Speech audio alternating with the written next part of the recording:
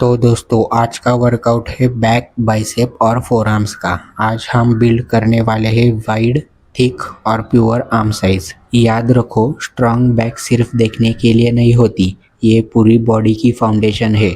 और बाइसेप वो कॉन्फिडेंस देते हैं, स्लीव्स टाइट होनी चाहिए। वर्कआउट शुरू करने से पहले एक चीज़ क्लियर कर लो, बैक ट्रेनिंग में सबसे इम्पोर्टेंट है माइंड मसल कनेक्शन।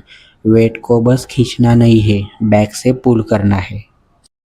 तो दोस्तों बैक वर्कआउट की शुरुआत हम पुलअप से कर रहे हैं। अगर आपको वाइड और स्ट्रांग बैक बनानी है तो पुलअप से बेहतर बॉडी वेट एक्सरसाइज कोई नहीं है। बार को शोल्डर विड्थ या थोड़ा वाइड पकड़ो। डेड हैंग से शुरू करो, मतलब आर्म्स पूरी तरह स्ट्रेट और बॉडी कंट्रोल में। लेग्स को स्विंग मत करना। अब चेस्ट को ऊपर की तरफ ले जाने की कोशिश करो। इमेजिन करो कि आप एल्बोस को नीचे और पीछे खींच रहे हैं। यही मूवमेंट्स लैट को एक्टिव करती है। इस एक्सरसाइज के आप 3-4 स्ट्रॉन्ग सेट लगाओ, बैक प्रॉपरली वार्म और एक्टिव हो जाएगी। अब आते हैं थिकनेस बनाने वाली एक्सरसाइज पर। बेंट ओवर बारबेल रो। वाइड बैक के साथ साथ थिक बैक चाहिए तो ये एक्सरसाइज ज़रूरी है। बारबेल को पकड़ो, फिट शोल्डर विड्थ पर, हिप से बेंड करो, बैक सीधी रखो। लोअर बैक राउंड होनी नहीं चाहिए और कोर टाइट रखना। बार से लैट्स को पूरा नीचे की तरफ स्ट्रेच करो, फिर बार को ऊपर लाते समय अपने स्टमक की ओर खींचे। एल्बो को पीछे ड्राइव मत करो, मूवमेंट जर्क से मत करो। इस एक्सरसाइज में आप हेवी जा सकते हो, लेकिन फॉर्म सही रखना। इसके आपको करने हैं 8 से 12 रेप्स 3 सेट के लिए। अब लैट्स को आइसोलेट करने के लिए लेट्स पुल डाउन। ये एक्सरसाइज बैक को विड्थ देने के लिए बहुत इफेक्टिव एक्सरसाइज है। सीट हाइट और थाई पैड एडजस्ट करो ताकि बॉडी स्टेबल रहे।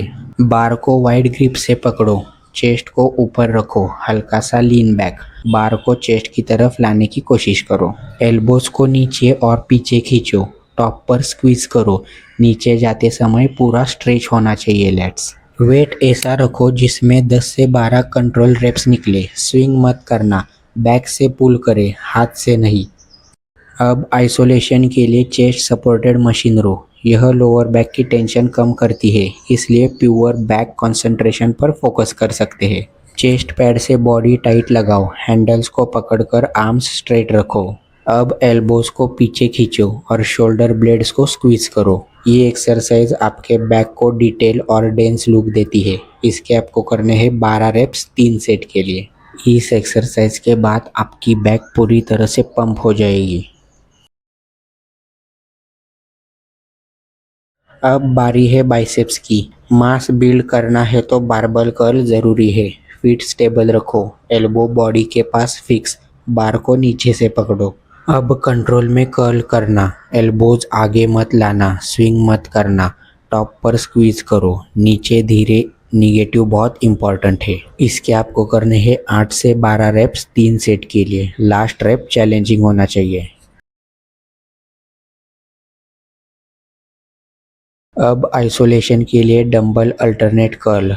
एक एक हाथ से कर्ल करो। रिस्ट को ऊपर की तरफ रोटेट करो ताकि पीक कंसंट्रेशन मिले। एल्बो स्टेबल रखो, बॉडी लीन मत करो। हर रेप कंट्रोल के साथ लगना चाहिए। बहुत ज़्यादा हेवी जाने की ज़रूरत नहीं। इसके आपको करने हैं 12 से 15 रेप्स 3 सेट के लिए।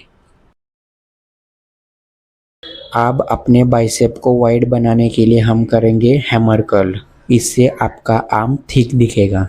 न्यूट्रल ग्रिप रखो, कंट्रोल में ऊपर लाओ, स्क्वीज करो, नीचे स्लो ड्रॉप करो। इसके आपको करने हैं 12 रेप्स 3 सेट के लिए। आर्म्स के साथ साथ फोर आर्म भी ट्रेन करना ज़रूरी है, इसलिए अब हम करेंगे ओवरहैंड ग्रिप रिस्ट कर्ल। बार या डंबल को फिंगर से रोल होने दो, फिर रिस्ट से ऊपर कर्ल करो। फुल स्ट्रेच और फुल कॉन्ट्रैक्शन। इसके आपको करने हैं 15 से 20 रेप्स 3 सेट के लिए। ये एक्सरसाइज आपको बहुत जल्दी नहीं करनी, स्लो करो। अगर फास्ट करोगे तो रिस्ट में इंजरी होने की चांसेस है। अब हम करेंगे under hand grip wrist curl. इस एक्सरसाइज में आपको बार या डंबल को ऊपर की तरफ से पकड़ना है। रिस्ट को नीचे ड्रॉप करो, स्ट्रेच फील करो, फिर ऊपर कर्ल करो और स्क्वीज फील करो। आपको फोर आर्म के लिए बहुत ज़्यादा एक्सरसाइज करने की ज़रूरत नहीं। अगर आप ये 2 एक्सरसाइज करोगे तो आपका फोर आर्म अच्छे से ट्रेन होगा।